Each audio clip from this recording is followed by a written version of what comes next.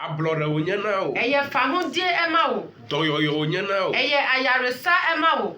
Mawo pamuse. Onyankopon tumi. Mawe wonu kata. Onyankopon obo ade nyina. Ye jena bubu. Ono no se obuo. Ye jena muti kokwe. Ono no se animonyam. Mawe wonya choye faye. Ane nyankopon oye efri endra no. Iko onya gba ha. Saa so na woda so tie ene. Matro areka yi o. Won sisa de biara da. Kami khlas Job. Job pak ban la tabla vo atin. Pipi adrek ple wi enelia. Job tabla vo atin.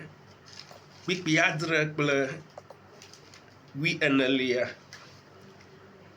Job chapter 26 verse 7 and 14. Job 26 verse 7 and 14. Aya masi keke anyigbare yama. Aya maku anyigbare na neke 14. Bora esia onya efemo toko. Aya nusi semyelela anya dali dodo ke amaka ase amaka tem ase efe nusefe gberede gome. Amen. Amen. Yabeti akinka sem every Job chapter 26 verse 7. Ya trose otre etifi fem ewiemu wo de eda mpanso na odi asase sinse ehunosu. Verse 14. Yenum ye ninyuma mfiafian oka esumsem brewu treyen na hwan na obetimi ate ne tumi mbomunu ase. Amen. Amen. Mawe anuse katanto we onye. Onyankopon oye tumi nyina ewura. Anyigba enjimiele. Asase ayete so no. Mawo ba ye makwire na neka hu. Onyankopon se wan fansen bibia ho. Echiji ku anyigba ya le. Asase adansuo so.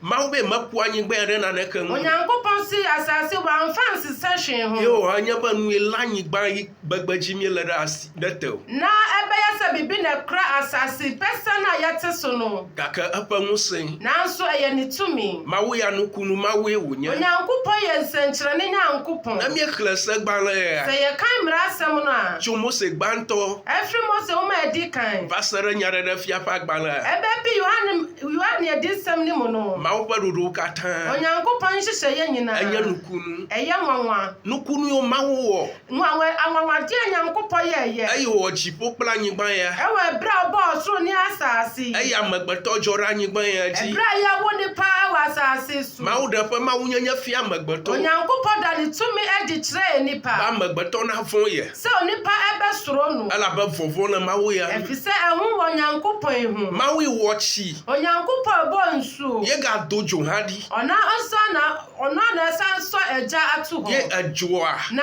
eja no. Adwidi na amayo gbatorudoi. Wa hyehyɛ ma wona won pese obeye sitie ama no. Mawo ya. Onyankopon. Adado kwifia magbeto. Oda ni nwedi ya kyerɛ onipa. Ba mawo ya anya nono. Se Nyankopon aye odo. Akpo no blanu. Ohumobro. Avu amanu. Oye nipa dum. Agboaji blawu. Otu ne bo ase boko. Ye oganya jikuto Na ha. sanso ye bufora nsu. Ajiku ne va vie. Ne bufun tentem. Ye pa jikuwa. Na ne bufo no. Amara kamatem lavu yo. Obi ntime mpata. E mawu yinya nono. Na Onyankopon ye odo no. Aganya tamaseseto. Wo sanso ye tremodinfo. Adado kwifia. Wada ne nwedi. Ba magbeto na fon ye mawu Se ya. ye nipa be soro no Nyankopon. Alabana nu ijemu. Efise de ope no. Ye wo wona. Enu na oye. Ye nu kata miese. Na de yete nyina. Chomawo ya panukunu wo. Efe Onyankopon senkyerene a oye ye ho. Anyigba enjinyele. Asase na yete so. Choi ma mawo do hihia magom anyi. Efite bra Nyankopon ebo ewiase. Ni o kata mawo wo. Enyama Nyankopon ye no. Mawo gbogbolombe. Onyankopon ka se. Dali dodo kwe onye. Eye som kasa. Dali dodo kwe onye. Eye som kasa. Mawo pa musafa dali dodo kwe onye. Eye Onyankopon tumi asom kasa keke. Moto gblede kwe onye. Eye nkwanche efodo.